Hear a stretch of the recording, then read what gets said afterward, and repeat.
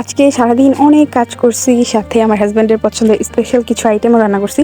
চলেন আপনাদের সাথে শেয়ার করি। হ্যালো এভরিওয়ান, আসসালামু আলাইকুম।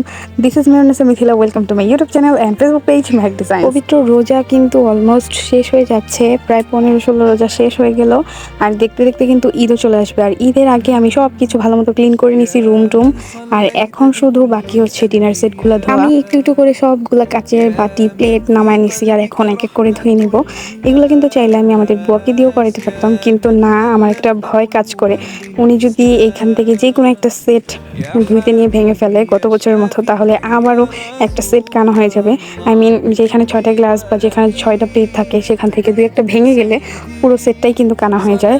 যার কারণে আমি হচ্ছে এই সব কাজগুলো নিজের হাতে করতে খুব বেশি পছন্দ করি। তারপর এগুলো শুকাতে দিয়ে আমি অন্য একটা কাজে চলে যাই। আমার ডিনার সেট কিন্তু আরও অনেক ধোয়া বাকি ছিল, সেগুলো সব ক্লিপ আমি নিতে পারিনি। যাই হোক, আমার মেয়েকে বলছিলাম তুমি কি করো, সে বলতেছিল এগুলো সব আমি ধুয়েছি।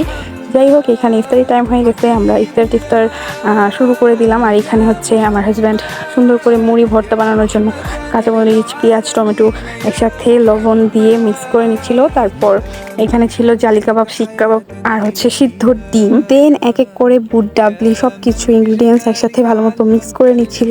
তারপর ওই যে ডিমটা বাকি ছিল সেটাও মিক্স করে নিচ্ছিল। সাথে কিন্তু এখানে চিকেন চাপও দেওয়া হয়েছে, যেটার কারণে মুড়ির টেস্ট দ্বিগুণ বেড়ে গেছে। আজকে আমি আমার স্পেশাল একটা গেস্টকে দাওয়াত করছিলাম, আর ও হচ্ছে আমার স্টুডেন্ট।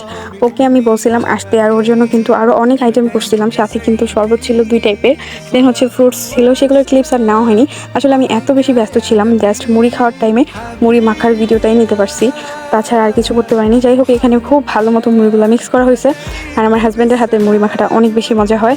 ও হচ্ছে অনেকগুলা মশলা, আদার্স অনেক কিছু অ্যাড করে, যার কারণে এই মুড়ি ভর্তাটা অনেক অনেক বেশি মজা। যাই হোক, এইখানে কিন্তু আমার আম্মু আমার জন্য কলিজা ভুনা পাঠাইছে, এইটা এত বেশি মজা হয়।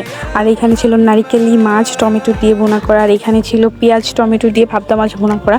দেন হচ্ছে বাবুর জন্য 5 কেজি দুধ পাঠাইছে আব্বু। আব্বু প্রায় সময় এরকম করে। আমার মেয়ের জন্য খাঁটি গরুর দুধ ওইখানে আসলে পাওয়া যায় না তেমনভাবে, তাই হচ্ছে আব্বু পাঠায় দেয়। আমি এখন ফ্রাইড রাইস রান্না করবো, আর এখানে আমি পরিমাণ মতো তেল দিছি, পেঁয়াজ দিছি, কাঁচামরিচ দিছি, 2টা ডিম ভালো মতো এখানে অ্যাড করে পরিমাণ মতো লবণ দিয়ে ভেঙে নিছি। তারপর আমার কাছে গাজর ছিল অ্যাভেলেবেল, সেইটা অ্যাড করেছি। তারপর আমি হচ্ছে আগে থেকেই ভাত রান্না করেছিলাম, সেইটা আমি হচ্ছে এখানে অ্যাড করে পরিমাণ মতো সয়া সস আর হচ্ছে টমেটো সস দিয়ে ভালো মতো সব কিছু মিক্স করে নিয়েছি। ফ্রাইড রাইস আমি আগেও রান্না করেছি, বাট এতগুলো একসাথে না। যাই হোক, এখানে আমি চিকেন গ্রেভিটা রান্না করেছিলাম, যেটা ফ্রাইড রাইসের সাথে খুবই ভালো গেছে আলহামদুলিল্লাহ। আর here is the final look. এটা খেতে এত বেশি মজা হয়েছিল আলহামদুলিল্লাহ। আমি অ্যাকসেপ্টও করি নাই, আমি রোজা রেখে রান্না করছিলাম এইটা, মানে সন্ধ্যার আগ দিয়ে।